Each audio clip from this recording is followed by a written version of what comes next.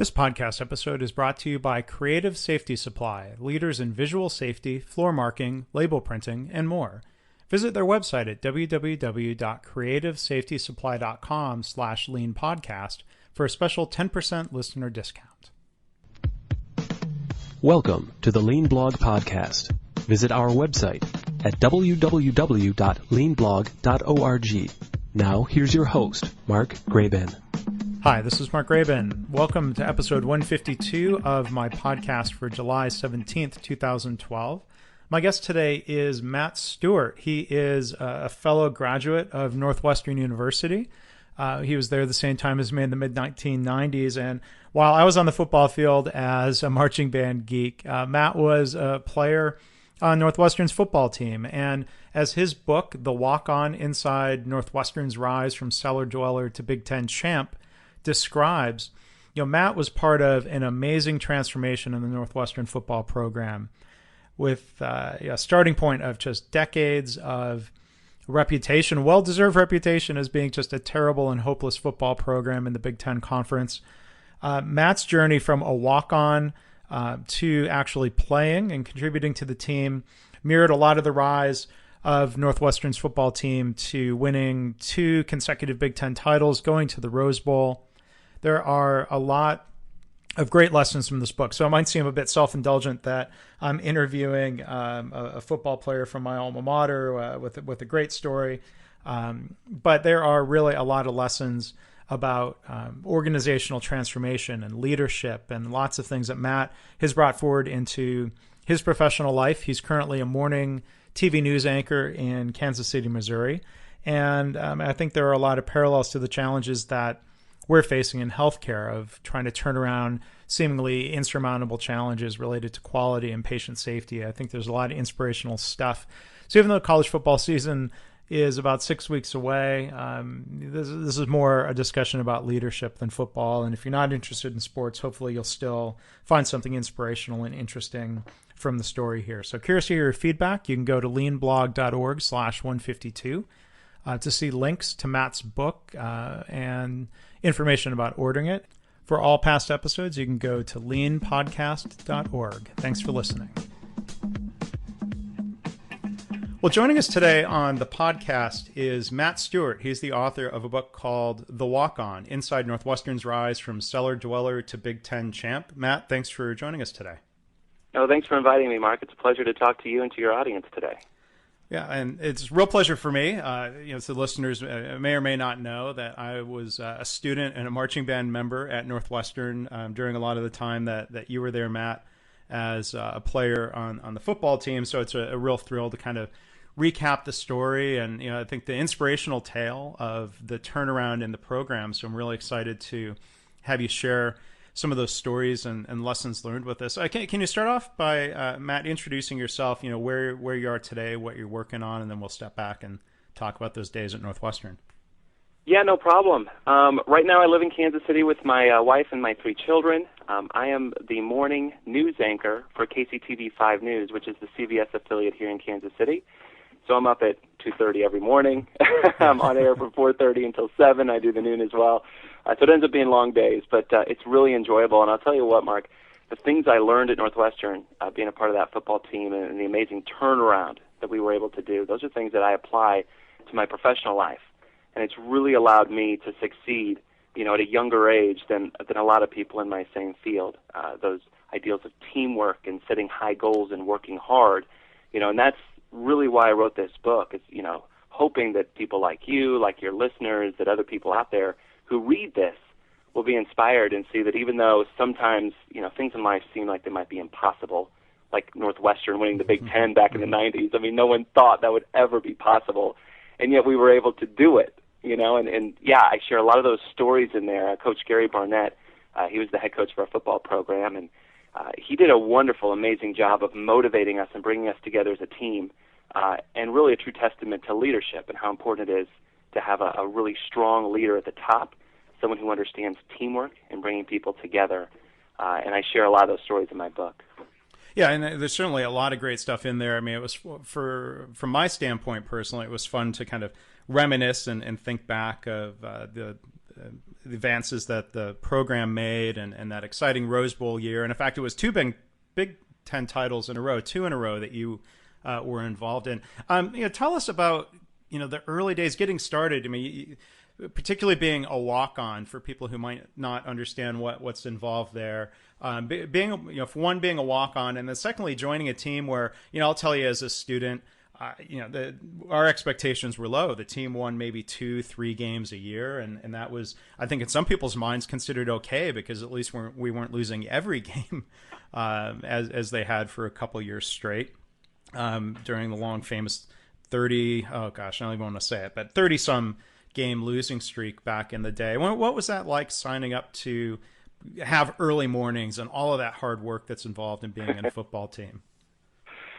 There's no tougher road than being a walk-on because you're not recruited. The coaches don't know who you are. They haven't watched film of you.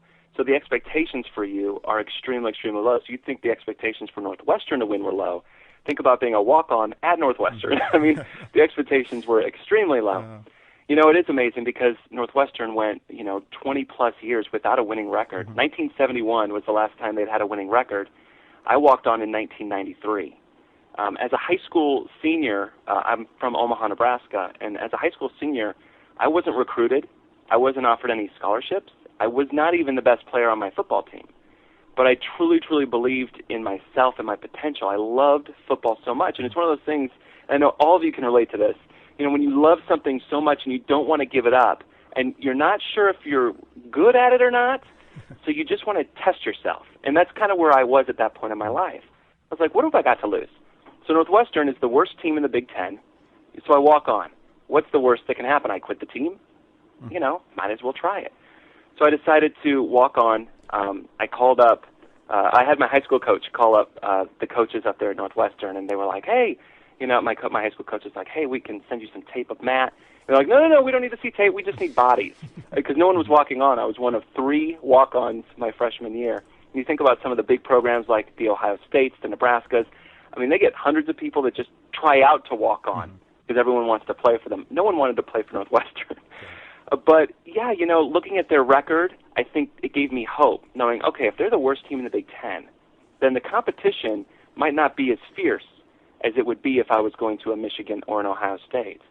So I had hope going in that I would maybe get an opportunity, that maybe the coaches would actually look at me, especially because there weren't a whole lot of players on the team. We had 100 players, but, a lot of teams have 150 with the walk-ons. So it was one of those things where I went in, and my expectations, my dreams, my goals were high. I wanted to play. I wanted to earn a scholarship. I wanted our team to win, and I just kind of was naive. I didn't want to look at the reality of the situation, that Northwestern had such a long history of losing. So, looking at the cover of the book here, your goals weren't so high to have those 2 championship rings that are pictured there. Everyone dreams that, sure. But I don't think when you go in as a freshman, especially as a walk-on, you're not so worried about the team winning as much as survival. You want to survive the conditions there of being a walk-on and earn the respect of your teammates, and you figure that winning's going to come later. What's amazing, and I know you read this in the book, is that we had so much talent on our team. We had some really good players. We had the All-Big Ten Player of the Year. Lee Gissendaner, a receiver, was on our team. So we had the tools to win. And you think about in your job site, you've got people who are really good at their job. But if you've got other people there on the at your workforce or, on our team that, have bad attitudes that kind of bring everyone else down and, they're kind of destroying that concept of teamwork, then what happens? You don't win. And so that was kind of the lesson I learned right away, is that, hey, we had the tools to win. We had really good players. Our starters could compete with every other team in the Big Ten. But we had so many negative attitudes and so many selfish players, people just playing for themselves, not caring about anyone else but themselves. And it really destroyed the fabric of the team, and it really prevented us from winning more games than we did. Well, and there are a lot of parallels, I think, to organizations that, go and hire incredibly talented individuals from top schools, and yet the organization as a whole is struggling or not meeting its customer needs, or in the case of hospitals, it's hospitals full of incredibly well-trained doctors and nurses are far too often harming patients because of some of the things you talk about. Bad systems, lack of teamwork, lack of leadership. So I'm curious. You mentioned that idea that leadership starts at the top. Talk about your experiences with head coach Gary Barnett. I believe when you joined the team, he had just his first season under his belt. Is that right? Yeah. This was his second season. Coming to Coach Barnett's second season, and being around the team a lot. There was a slogan, and in fact, I still have a pin with this slogan on it in a drawer here. Gary Barnett started talking about expect victory, and he had big banners printed and put behind the end zones, and it was sort of a marketing slogan. Was that something just for external focus, or how much of that concept was talked about within the team? That first off, we need to expect that we are going to go out in the field and win. How did that attitude sort of take shape?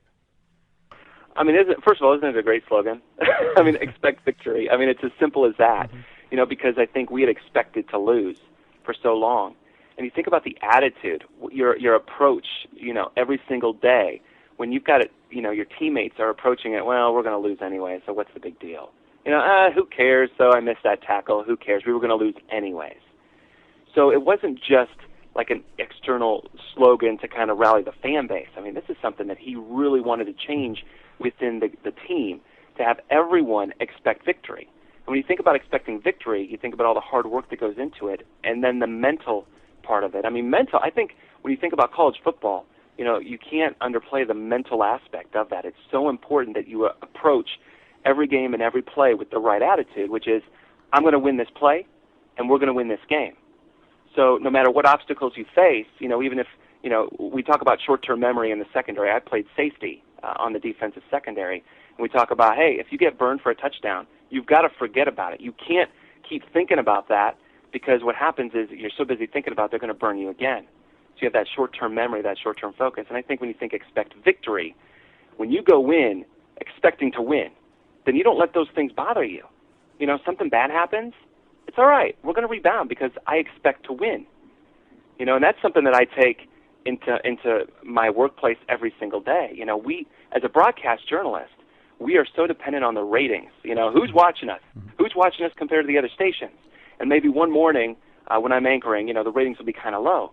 And you can't get all caught up in that and lose your self-confidence on that. You got to stay focused. And know, you know what? It's fine. I expect our ratings to rise. I expect our ratings to be really good. And so I expect my performance to be top-notch. And so it helps you, come to work every single day with that energy and that positive attitude. And it was that, bringing that to the football team every single day, that helped us turn it around.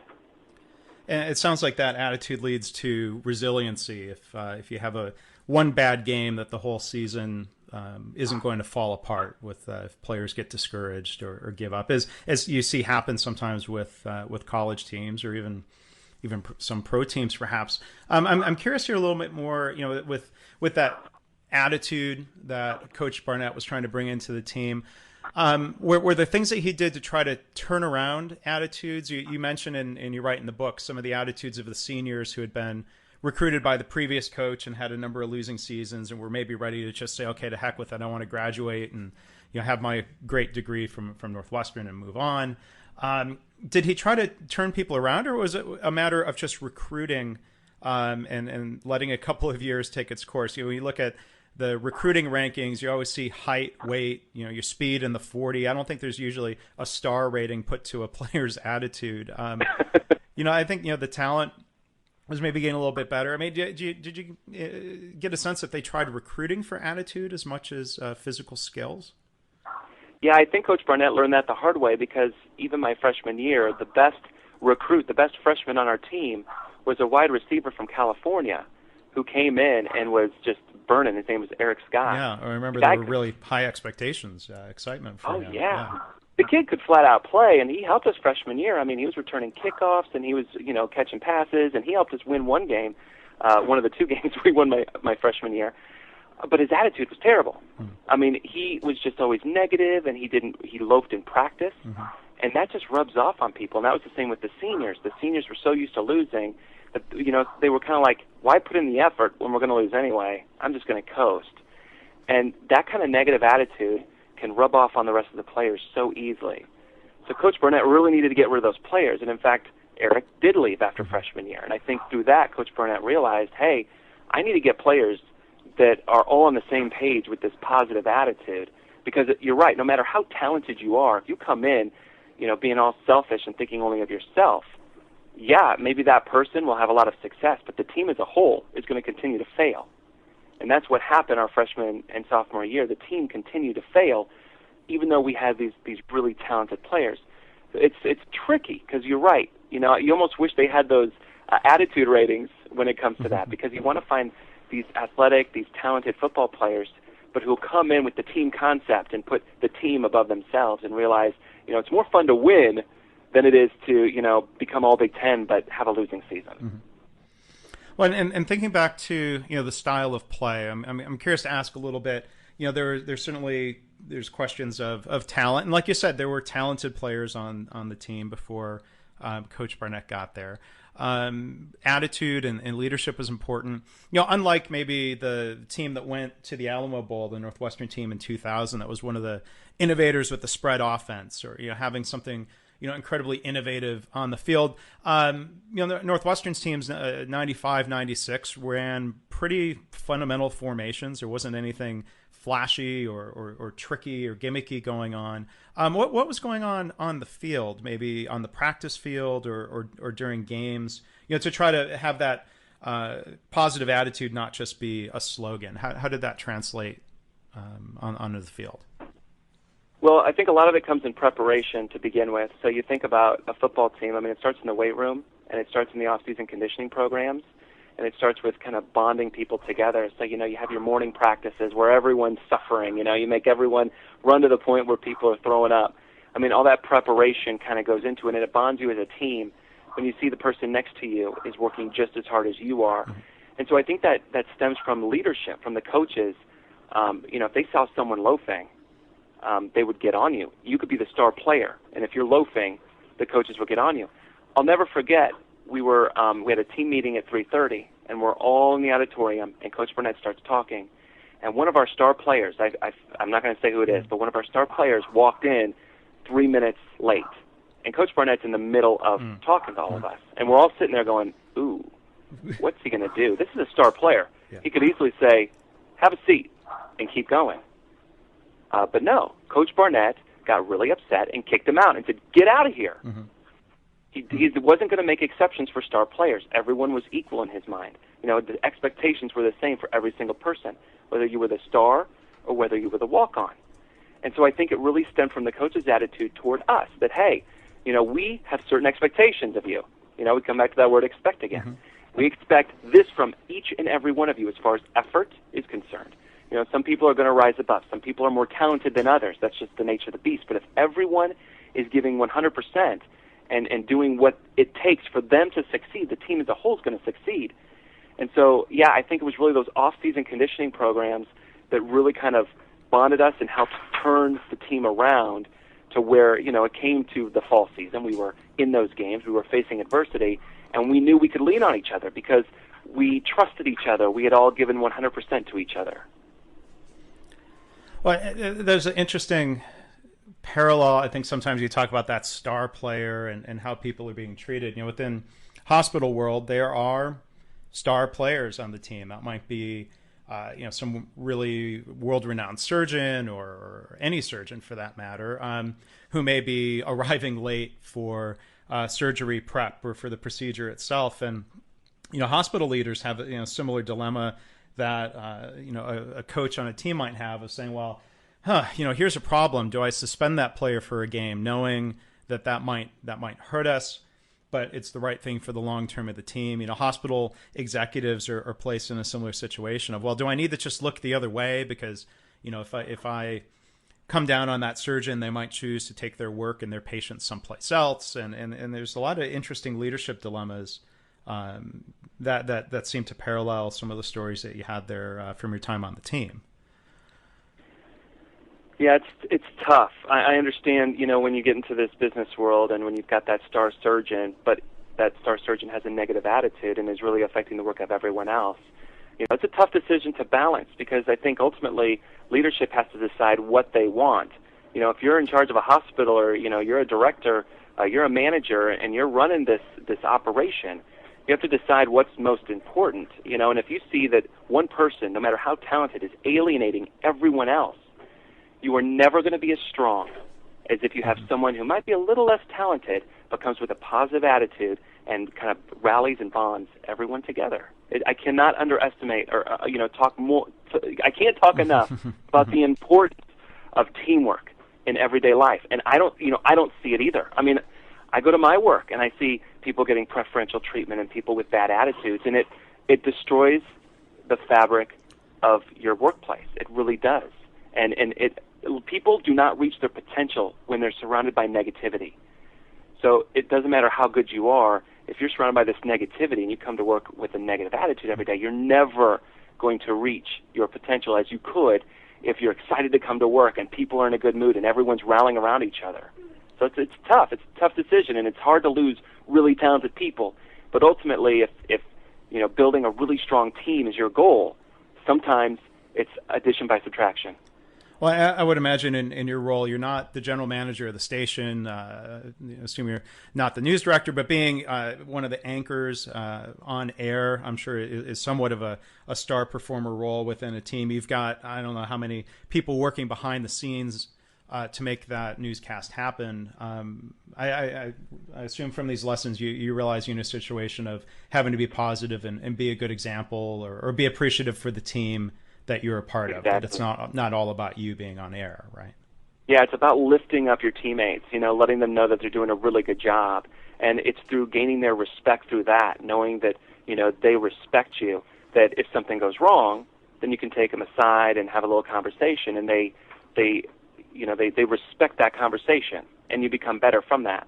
But if you come in all diva-ish and, I'm the star here, come on, and start screaming at people all the time and, have this negative attitude, they're not going to work for you. And in fact, they're probably going to find ways to make you fail. There's going to be that undermining going on, which is exactly what was happening on our team. A lot of the backups were undermining the team and trying to make sure that we failed because, they had that negative attitude from the star players who had the negative attitude. It was rubbing off on everyone. So we talk about motivating people. One story that you tell in the book, and I know there's a lot of great stories. Coach Barnett, among other things, it seems like just a real master motivator. He came to a marching band practice one Thursday night and told the story about a well and priming the pump. And I tell you, we were all ready to go run through a wall for the guy. After hearing this, I can imagine being around that all the time. Can you kind of recount or tell that story that Coach Barnett used, and what kind of impact that had on you and the other players? Well, he could definitely tell it better than I can. I don't know if you guys are going to be running through a wall when I tell you the story, but it was an amazing motivational story. And in fact, it was the theme of our sophomore year. He had a pump at the top of the hill, and after practice, we were supposed to touch it, and on the way to practice to touch it, just as a reminder. But the story goes is that, I'll just tell it in the first person because that'll make it easier to tell. Sure. But basically, me and a couple friends, we were walking through the woods. It was a really, really hot day, and we got lost. And we forgot to bring water with us. And it was so hot. I mean, we were just dying of thirst. And we were walking along, and we ran across this old well that was just sitting there. And so, we started pumping on it. And then whenever I'd get tired, my buddy would jump in, and he'd start pumping. And then whenever he'd get tired, our third buddy would jump in, So our third buddy's pumping away. We're exhausted. We can't pump anymore. And he's like, okay, I'm done. I can't pump this anymore. I'm done, and he stopped pumping. And we're like, no, don't stop. You've got to keep going. He's like, why? He's like, don't you get it? Because it's an old well, all that pumping, the water is slowly coming up. But the minute you stop pumping, that water goes straight down to the bottom as fast as it can. And then we're going to have to start all over. You've got to keep pumping. So he kept pumping, and he's about ready to pass out. And finally, the water starts flowing through this pump. And all of a sudden, he barely has to touch the handle, and the water is just flowing easily. It doesn't take any effort. And the moral of that story, when you think about a team, is it is hard work. It is hard work. It was hard work turning around our program and getting it to be a winning team. We had lost for so long, and people were pumping, and then they'd quit and say, oh, you know what, forget it. And we'd go back to the bottom. And the whole point was that no matter what adversity we faced, no matter how many times we lost, we had to keep pumping, we had to keep priming that pump, because eventually, when we turned it around and we started winning, just like the water flowing out, just how easily it was to pump down, that's how easy it is to win games when you begin to win. Was that okay? Yeah. Are you ready to run through a wall for me? No, no, it's such a great story, and I'm just thinking about listeners and people that are in workplaces where they're trying to turn things around, and I know from people that it's so tempting to give up and say the well is dry, let's move on. How to summon up that inner strength or a leap of faith that the pump is not dry. I know one of Coach Barnett's other expressions, if I have this right, is belief without evidence. Yes. Yeah. Can you just maybe share something to that short you expression? make a really good point. Mm-hmm. You make a great point, because you're right. Like, for instance, when you're pumping that pump, I mean, you can't see the water. You can't see how close you are to that water finally coming out. I mean, you don't know. So it is faith. It's belief without evidence. It's that faith that if I keep pumping that pump, the water is going to flow. And it's tough when you look at, a team like Northwestern that had 22 straight losing seasons. Well, 24 by the time we hit 1995, which is when we started winning. So we had 20-plus years of losing seasons.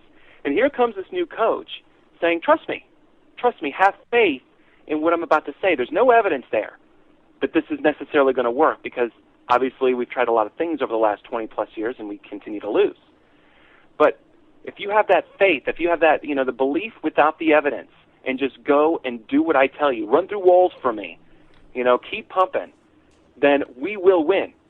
So we had to trust, we had to buy in. Every single player on that team had to buy in that their effort was going to pay off in the end. And we couldn't see. We had our goal of going to the Rose Bowl and winning the Big Ten. But realistically, if you had polled us before the 1995 season, I don't know how many people would have said with confidence, we are going to win the Big Ten. Mm-hmm. I think we knew we were going to be good, and we knew we were going to win, and we knew we were going to go to a bowl game. But were we going to go 10-1 in the regular season and go play in the Rose Bowl on national television? I don't know if anyone ever really, truly believed that. Mm-hmm. But the fact is that we had faith that Coach Barnett's methods were going to work, and the proof is in the book. The proof is in history. It did work, and we did play in the Rose Bowl. Well, I imagine part of that attitude, even if it wasn't, that belief wasn't there with absolute certainty, the culture was one where people weren't allowed to say things like, well, we're only going to win 4 games this year, or there's no way we can ever. It's not like that sort of negative talk at least was drummed out. Right. One of the slogans we had, Coach Barnett had a motivational speaker come and talk to us 3 years in a row. A guy's name was Steve Musso. And the very first day he met with us, he's looking at this defeated bunch of guys who've never won. And he said, you rarely, if ever, exceed your own expectations. Mm-hmm. And it took me a while to understand what that means. You rarely, if ever, exceed your own expectations. His point being, if you set low goals, well, you're probably just going to reach that goal and that's it. Like, set your goals high, because that's where you want to reach. You want to reach for the stars. And you know what? If you come up a little short, you've still exceeded probably your wild expectations before you set that goal. So that's something that I've taken into my personal life. My goal is to be a morning anchor on the Today Show. You know what I mean? That's my goal, my ultimate goal. Will I ever reach that? I don't know. But because that's my goal, I'm working really, really hard toward that goal. Mm-hmm. And so when Steve Musso said that, Coach Barnett put up a list of goals, and our goal at the top was to play in the Rose Bowl. That was it. Before the 1995 season, he had it up on the board. He said, we are going to the Rose Bowl. But you can't get there until you practice hard. So we had to take those steps up to that goal. But because our ultimate goal was there, it allowed us that opportunity to dream about it and to eventually reach it. Well, and it's such a great story. For having been through it as a fan and somebody at least kind of close to the program as a marching band member, my one of my takeaways from it was that like you said, people expected the team was going to be good in 1995. That's where it was. That year, you all went to the Rose Bowl. was right when I had graduated, and I was, just out in the working world. And I worked with a lot of people who went to University of Michigan, and we talked before the season, and like, oh, you went to Northwestern, you must not care about football, and the people in the Big Ten have such negative attitudes about Northwestern, and I would say, well, I think the team's getting better, and they're like, yeah, but they only win 3 games a year.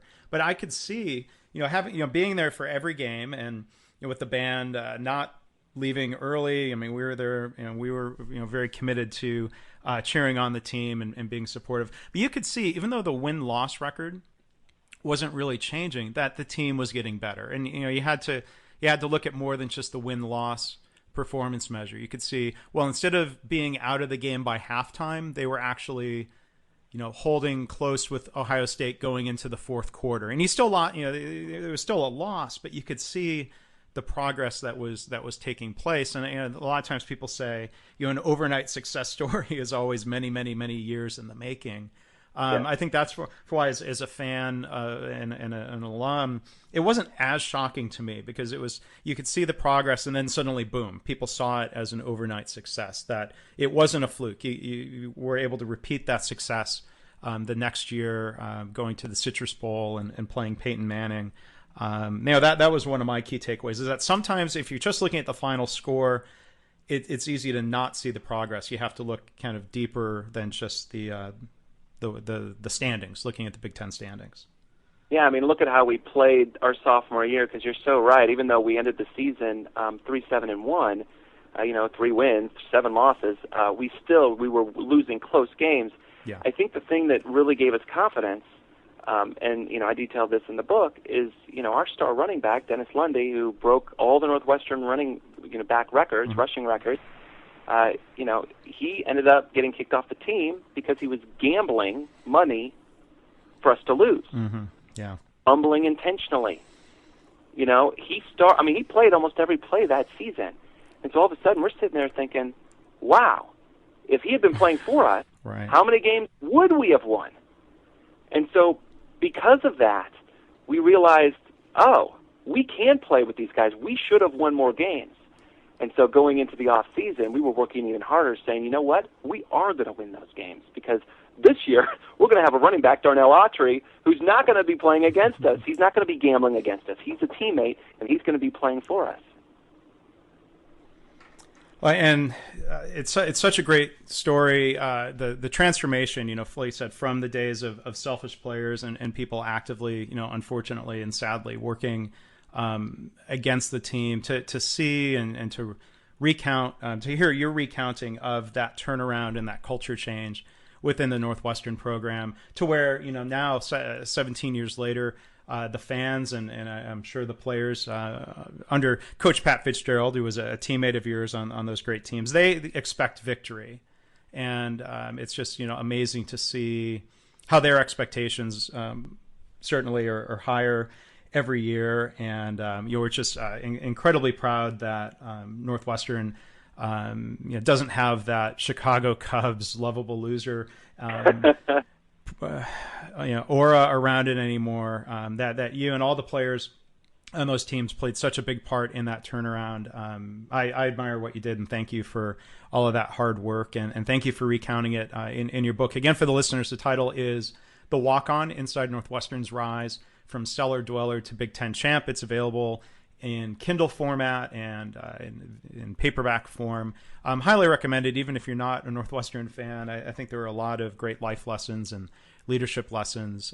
And thank you for sharing a lot of those with us here on the podcast today. Matt, do you have any final thoughts or advice in terms of other lessons or ideas that you would want to share in closing? Yeah, well, first of all, the easiest way to get the book is just to go to mattstewartbooks.com. If you go there, then you can, order any form. Okay. And the lessons learned, what you said, are so true. I think the final thought I want to leave your listeners is, if there's anything that can come out of this, when you read this book, I think the main thing you're going to get is hope. And I think that's the most important thing in life, is hope.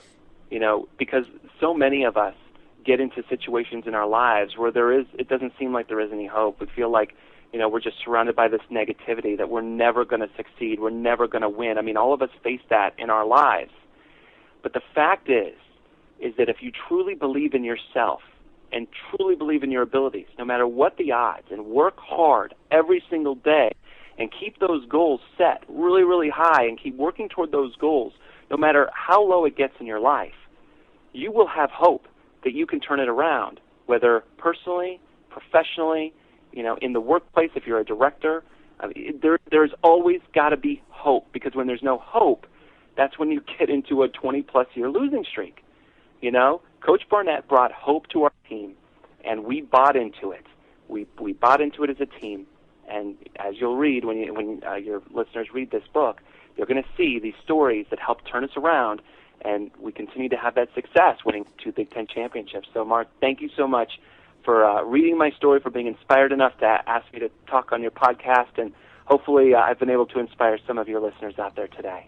Well, I think you definitely have. So, Matt, thank you so much. Real thrill to talk to you today, and good luck with all of your work and with your family. Thanks for being here today. Thank you, Mark. You too. Thanks for listening. This has been the Lean Blog Podcast. For lean news and commentary updated daily, visit www.leanblog.org. If you have any questions or comments about this podcast, email Mark at leanpodcast@gmail.com.